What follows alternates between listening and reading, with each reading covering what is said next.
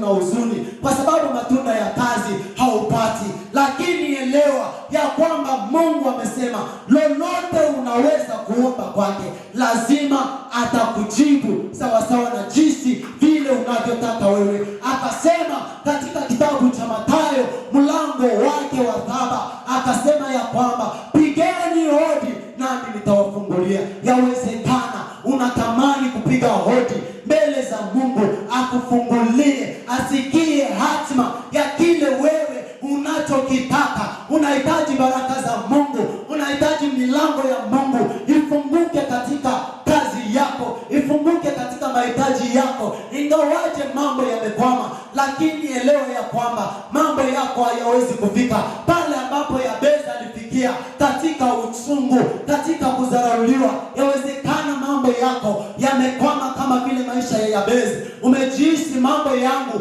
yamekuwa ya uchungu, umejihisi mambo yangu siende mbali sana, mambo yangu yamekuwa ya kukatishwa tamaa, mambo yangu yamekuwa ya kunyang'anywa haki, mambo yangu yamekuwa kila leo mimi ndio niliko huko nje, mambo yangu hayaendi jinsi vile ninavyotaka mimi. Lakini elewa ya kwamba Mungu amesema katika kitabu cha Mathayo mlango wake wa 15 huo mstari wa 13 ya kwamba lile lolote asilolipanda yeye anaongoa.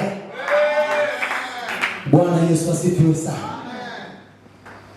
Lile lolote yeye Mungu asilolipanda kwako anaongoa. Yawezekana katika matunda yako, matunda ya kazi, matunda ya shamba, matunda ya kile chochote unachojihisi kufanya wewe, hauone mwelekeo. Lakini elewa ya kwamba Mungu anasema ya kwamba bisheni hodi nami nitakufungulia.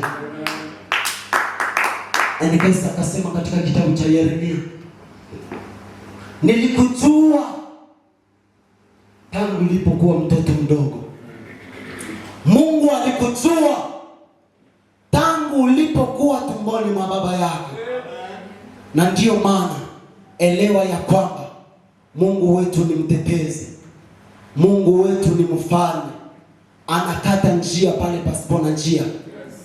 Kuna yale ambayo umepatana nayo ya kukata tamaa kwa sababu mambo yako hayaendi vizuri, lakini elewa ya kwamba amesema ya kwamba njoni nyinyi wote mnaolemewa na mizigo mizito, nami nitawapumzisha.